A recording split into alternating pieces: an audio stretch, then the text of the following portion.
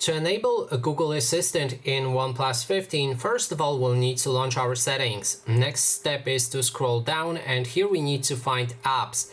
Select it, go into Default Apps, and here in Digital Assistant app, click on Digital Assistant app again, and make sure that you have Google selected like this. Now, next step is to go back to the settings page and scroll down to the bottom, click on the Google right here, and then navigate to all services. After that, we need to find our digital assistant settings. So it should be right here in Search, Assistant and Voice. Then we can go to Google Assistant and right here scroll down until we locate the digital assistants from Google. Here, make sure that Google Assistant is active, and that way you will have Google Assistant enabled on your phone.